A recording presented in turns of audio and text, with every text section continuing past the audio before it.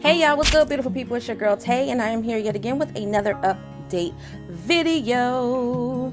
So definitely make sure you guys smash that like button, comment down below, subscribe, plus push your post notification bell button so that when anytime I upload a video, you will be notified, you guys. So I do apologize for this late video. I'm literally just getting back home. It is about it's 2 minutes to 3. So basically 3 o'clock where I am right now. But yeah, we're gonna get right into it. So the first thing that I saw that was obviously relevant to me is how much people can expect to get when they file their 2021 tax return in 2022. Now, before y'all try to come for me in the comment section, I don't work for the IRS. I'm not a financial advisor. I'm not a CPA. None of that. I'm not a certified tax preparer. None of that. I am basically giving you information that has been found on the internet. Okay. With that being said, for those of you who are still waiting on your IRS tax returns from last year, the only thing that I can tell you, which I know it's painful, it's frustrating, it's emotionally painful, and it's frustrating, is to just try to get in contact with someone from the Internal Revenue Service, because right now they're probably the best people to tell you what's going on with your individual tax situation. Okay, it says the tax filing season is upon us in just a few short weeks. The IRS will start accepting 2021 tax returns. Some people will collect a refund while others will get a bill. Okay, while the government has been known to extend various tax credits to taxpayers to help lower their taxable income, many people are still confused about the child tax credit. Okay, I myself am one of those people. Okay, so I think this is more or less going to be geared towards people who actually received 6 months, well, 5 months. We're getting ready to hit the 6 month of child tax advance credits. Okay, so it says, how much will parents be able to collect in child tax credits when they file their 2021 taxes in 2022? Let's go down, let's go down, let's go down, let's go down, let's go down. So it goes into speak about what has passed in the American Rescue Plan. You already know that there was an increase in the child tax credit. It's usually $2,000 per child, but it was increased to $3,600 per child under the age of 6, and then $3,000 per child between the age of 6 and 17. Okay, the age limit was previously set to 16. Couples who earn $150,000 combined, or single parents who earn $112,500 are eligible to collect the child tax credit. Okay, in addition to increasing the child tax credit, the government also gave the IRS the green light to disperse half of the child tax credit to parents in monthly installments beginning in July of 2021 this year. All right, so you got anywhere from $250 per child to $300 per child, depending on the age. Okay, so if you didn't opt out of receiving the advance payments, and obviously you got them on a monthly basis, this means that parents will only be able to collect a child tax credit of $1,800. Okay, so that is obviously from the $3,600. So if you have a younger child that's 6 and under, okay, you're supposed to get $3,600 from them. But if you collected half of that in the monthly payments, then you're only going to be eligible to receive the other half of that, which is going to be the $1,800 when you file your taxes next year. Okay, for children that are older than 6, then it would be cut in half to $1,500. Okay. Trying to see if they were giving us any additional information here. It says anyone who had a child in 2021 and did not, listen to this part, did not get the opportunity to collect any advance payments of the child tax credit will also be entitled to the full amount when they file their taxes. So it does not matter if you have your child in December, as far as I know. And I think that this is pretty standard, even when they didn't increase prior to them increasing the child tax credit, because I remember when I had my first daughter, who's now 15 years ago, I had her birthday is in December. And when I went to file my taxes for that year in January, I think I went to an H&R Block or something like that, one of those places. And they told me then that I could put my child on my taxes, which I wasn't expecting to do because obviously she had just been born in December, but they were saying it doesn't matter, you know, she was still born in that year, so you do get to claim her for that year. So that actually really worked out. So the same thing is true in this situation, but you're going to get a higher amount obviously than I did because of the increase. Okay, it goes on to basically fluff up Joe Biden like he's God, to talk about how this is the early payments of 2021 child tax credit have helped many families stay afloat and keep children out of poverty. Uh, Joe Biden's Build Back Better Act is pushing to extend the advance payments of the child tax credit into 2022. While the House has passed Biden's 1.7.5 trillion plan, the Senate hasn't agreed to extend the child tax credit. I knew it. I knew it, okay? I knew it. If the Senate votes in favor of extending the advance payments of the child tax credit in 2022 and parents choose to receive monthly installments beginning in January 2022, they might not be entitled to collect any child tax credit when it's time for them to file their 2022 taxes in the year 2023. I can't even think that far ahead. I mean, you know, realistically, I think for me, most definitely, I wouldn't want to receive all 12 months of my payments if they do decide to extend it. I think that they should extend it. I don't see why not. I think that that is definitely, you know what I mean, that to me is the next best thing to a stimulus. Now, I know there's a lot of people that are going to say, well, if you don't have children, then you can't get that. And I do understand that, which, you know, you ain't got to be so cantankerous when it comes to certain things. People with children and families are not talking to people at the IRS, at the White House saying, hey, let's forget about everybody else. Don't help out the people that are disabled. Don't help the people that are elderly. None of that is going on, but you guys will make it so personal. And so, you know what I'm saying? I don't even know how to explain it, but it's just really, really frustrating when you guys are going ham in the comment section, like as if anybody who has children or has a family is not rooting for you. I'm rooting for everybody to get the benefits that they deserve. I wouldn't be on here talking to you guys, giving you guys information if I'm not, okay? But I cannot help the fact that there are resources that seem to be more plentiful for people who have children than there are for people who do not. That doesn't mean that there aren't any resources. There are plenty of resources that you guys could be getting right now that I've been talking about, like assistance with your utility bill. I know that a lot of times with the paperwork, it's a very, very complicated situation, but for the most part, when it comes to the utility bill assistance, it's not that complicated. All you need to do is bring in a few documents just to give information about your household situation, your income, how many people in your household, bring the actual bills that you need assistance with, and 9 times out of 10, especially now because there is so much funding available and not a lot of people are applying for these benefits while people are complaining, there is money out there that is available if you need help with your utility bills, and people are just not doing it for whatever the reason may be. So I highly encourage you guys to look into that in your state and take advantage of it before that money, you know what I'm saying, vanishes and then you don't have it anymore. They do have ongoing support for utility assistance year round. Again, this is all pre-pandemic stuff, but because of the pandemic, there has been extra money allocated to these different programs. Okay, so you'll get even more assistance, which is why I keep trying to remind you guys to go ahead and apply for it, even if it's rental assistance. Okay, I think I'm going to do a live video. I'm not sure when. I don't want to give you guys a for sure date and then you'd be mad, but I do definitely want to do a what do you call that? I want to do a live video and allow you guys to just kind of come in and do it where you guys can see the screen, and maybe I can look up some information for your state to see if it's available. I think that will be really, really, really helpful. But that's all I wanted to tell you guys in terms of the child tax credits. Just be aware. At the same time, I did tell you guys about this a little bit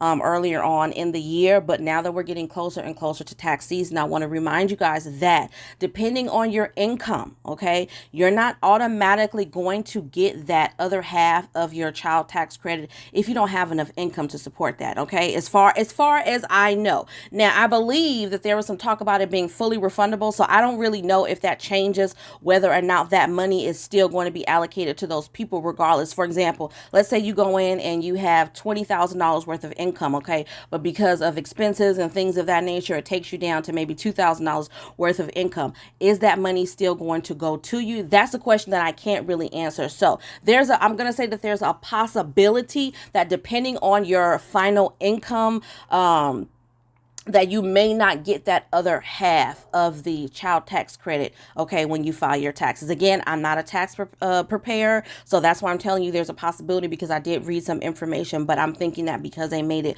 fully refundable, that should be none and void again, okay? I don't want you guys to be like, just stick to what you know what I mean? I'm telling you, I'm not a tax preparer. I'm not sitting up here pretending to be one. And as soon as I talk to mine, I will definitely update you guys on that information as well. Now, moving on, let's see here. I saw some information about schools being closed. I wasn't really sure. I tried to skim through it to see what they were talking about, but this seemed like it was old. I don't know if this is updated, if this is what's going on right now. From what I understand, I think this is,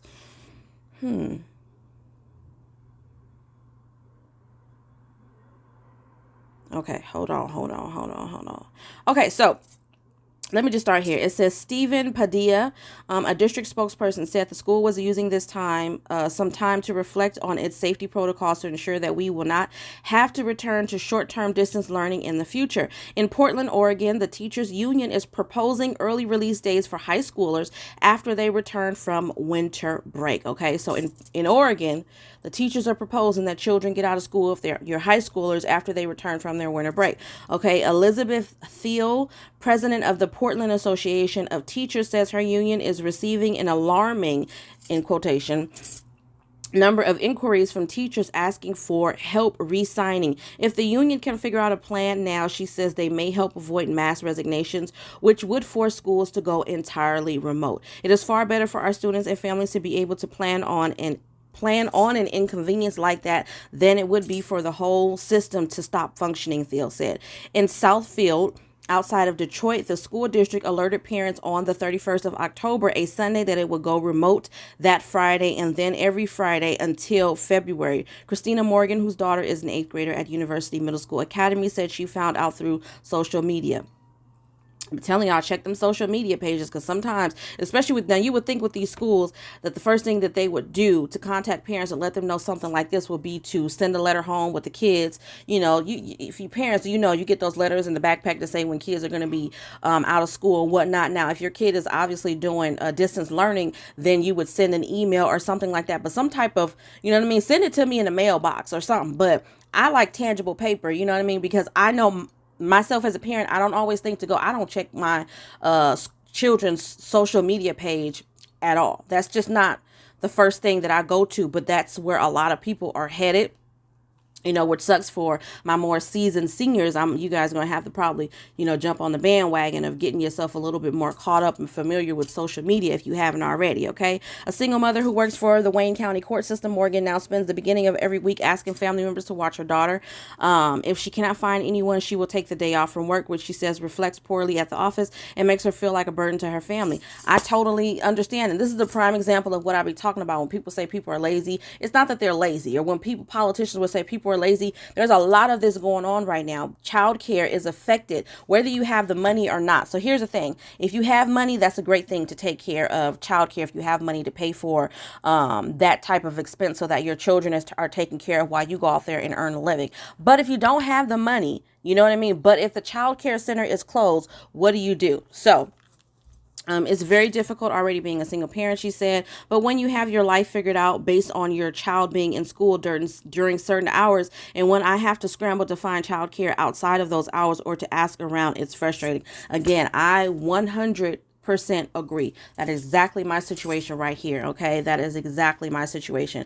That is why I am hoping, I'm hoping and praying. You know what I mean? I didn't start doing any of this for the money, but everybody has to earn a living. Things are not free. There are a lot of things that my children need that I cannot buy with pandemic EBT benefits. Okay. So, you know, I had to take a different route and try to focus a little bit more on my YouTube. And that's why I have another channel, so that hopefully one day I can live full time off of YouTube, because that's not what's going on right now. Right. So, yeah, it says research shows that disruptions during the pandemic led to students failing behind in math and reading, and students who were most affected by the crisis were already behind. Okay, so I think the rest of this is pretty much self-explanatory to you guys. I thought there was a little bit more information in that, but it ended up just being me talking to you guys about this and that. So that's not the purpose of this video either.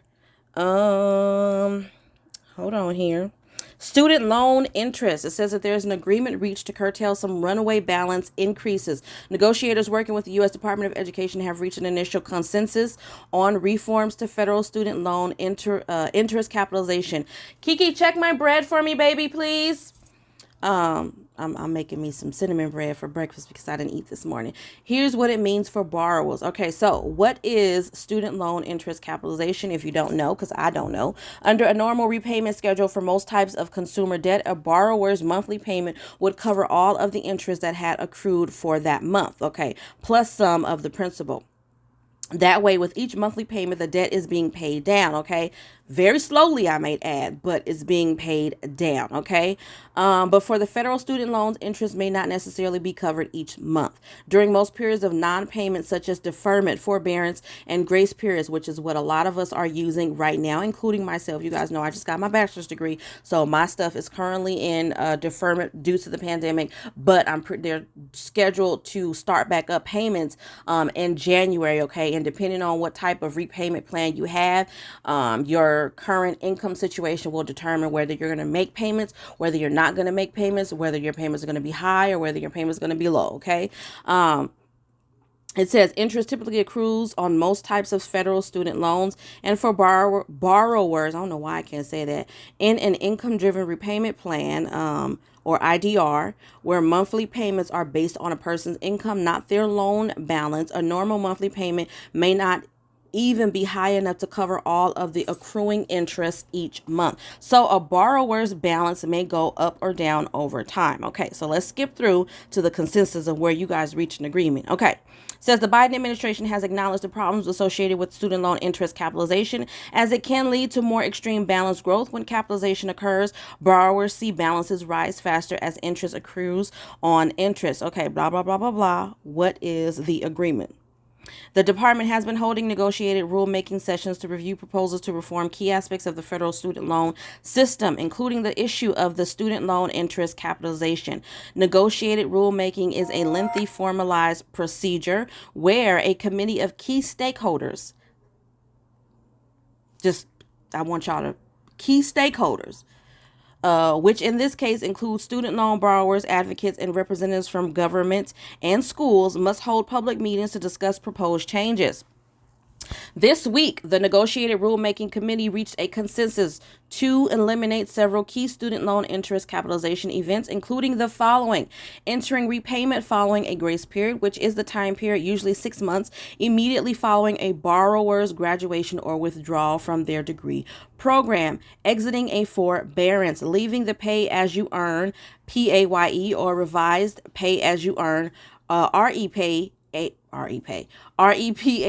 plan, annual interest capitalization associated specifically with the income contingent repayment, the ICR plan. Importantly, the proposed changes do not eliminate all interest capitalization events. In particular, interest capitalization may still occur in certain instances for the income-based repayment plan. Because most changes to the IBR plan would have to be made by Congress due to the way the IBR program was initially established. The changes also do not affect overall interest rates for federal student loans, nor do they stop the interest from accruing. The changes only specifically pertain to capitalization.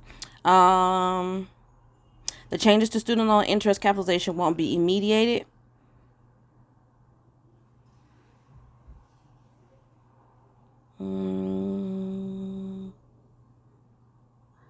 Okay, so basically they're still in the process of negotiating. They're saying that it's not anything that's going to be quick. I don't really think this article gave much information, to be perfectly honest. That's just my own personal opinion. I was expecting them to say, okay, so moving forward, this is what's going to happen. And I didn't get none of that. Y'all let me know if y'all got something different from what I just read. This is why I tell you guys, you know what I mean? I don't trust a lot of information, you know what I mean? Take it at your own leisure. There are some things that I do trust and I think that should be taken into consideration. There's a lot of things that I think you should take with a grain of salt, okay? It says the negotiated rulemaking committee reached a consensus, which is a critical step, but it will still take another 1 to 2 years for the regulations to be updated and finalized and for the changes to be implemented. Y'all should have said that at the beginning of the doggone article. And I would have known then that this wasn't nothing that I wanted to read to y'all. But anyways, you know what I'm saying? Information is information. Okay, this is something that I found to be very, very interesting and very, very significant if you are in California. Signs of the new variant. I don't know how you pronounce it. Omicron. Omicron sounds like something that belongs in a Transformers movie. But anyways, that variant of the virus has been found in California's wastewater. Okay, officials said as the number of cases associated with the new variant rose to double digits, including 2 new infections in Los Angeles County confirmed since Tuesday, clues suggestive of the Omicron's presence in the Central Valley were picked up in the wastewater samples collected in Sacramento and Merced counties. State Epidemiologist Dr. Erica Pan said this week in a discussion hosted by the California Medical Association. We definitely are seeing Omicron across the state for sure. In Sacramento County, Stanford University researchers detected a distinctive mutation that is found in Omicron from wastewater collected November the 30th. According to the statement provided by county spokesperson Jana Haynes, results were confirmed Monday. Okay, these findings indicate that the Omicron variant is most likely present in Sacramento County, the statement said. This is some nonsense.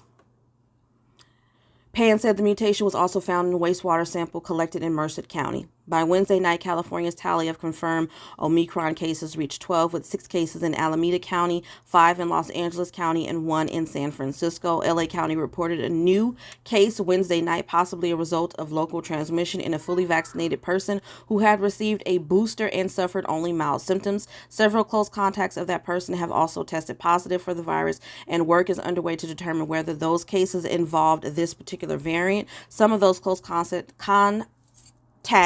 are also fully vaccinated. Okay, the vaccination status of others is still under investigation. But what difference does it make whether they're vaccinated or not? I mean, this is like stuff. This is the stuff that kind of like really gets on my nerve. What difference? Why are you investigating whether they are vaccinated or not when you just told us that these other people who were vaccinated got sick? What difference does it make? If a vaccinated person can get sick, then you know what I'm saying? I just kind of feel like, I don't know. I just feel like that's their way of still trying to put it out there that people need to be vaccinated. But the reality of the situation is not really doing much good. There's still surges going on across the United States of America. So there needs to be some more testing, tracing. You need to send them people back to the lab, get your ass back to the lab and do a little bit more research on this medication that you're sticking in folks. You know what I'm saying? Because it's not doing anything. It's not doing a doggone thing. So, I mean, I'm sorry, you guys. I'm obviously a little bit irritated about that because it's just like, it really doesn't matter at this point. I feel like it doesn't matter. You can still do vaccine mandates, which I'm pretty sure they're still doing. They're going to continue to do. But what I'm trying to say is, why does it matter? Why are you investigating people's status when people are still getting sick regardless? I don't know if that's a part of the testing and tracing procedure. I'm not a doctor. I'm not a physician. So I mean, I don't know. But to me, just using my basic common sense, I think that that's a waste of time. So I didn't stop investigating where the people have already gotten medication that's not going to help them in the first place, and go and put that time into creating something that will help people. It was too fast to me, in my opinion. You put the stuff out there too fast in the first place. It takes years to do research and all of that for this type of. It takes years. It takes a hell of a lot longer than I feel like they took to get these vaccines up and out to the people. It takes longer than that. That's what I'm trying to say. There isn't enough evidence in my mind that is going to back up the fact that why people are still getting sick. Okay, so that's what I'm gonna say about that. I think that is pretty much all. Oh, wait. Hold up. I don't know if I read this to you guys. You know what? I'll hold off on this. I think I'm going to leave that where it is right now. I did get a chance to check emergency SNAP maximum benefits. Literally, there are no additional states that have been added, just the same states that I gave you guys yesterday. So I will put that on the screen just so that you guys can see that for yourself. I am taking a look right now. I don't think anything has changed with pandemic EBT. I'm really, really hoping that more states jump on the bandwagon. You know, let me refresh just to make sure. But yeah, I really hope that more states jump on the bandwagon with pandemic EBT. I definitely don't think that we're out of the woods as a country, and I think that they need to prepare, you know what I'm saying? Be hopeful for the best, but be prepared for the worst is all I'm going to say. But on that note, you guys, as always, I hope this information was in some way helpful or useful, or in the least a little bit. I hope that you found it entertaining, because I know I did a lot of blabbing today. But anyways, definitely make sure you guys smash that like button, as always, just to let YouTube know that you like what I'm doing and you want me to stick around. Don't forget to subscribe to my new channel, okay? I will put that on the screen, and the link will be in the description box. And as always, you guys, I'm going to say, remember to live, love, and elevate. Be safe. Don't drink the damn tap water. And I will see you guys in the next video. Peace, beautiful people.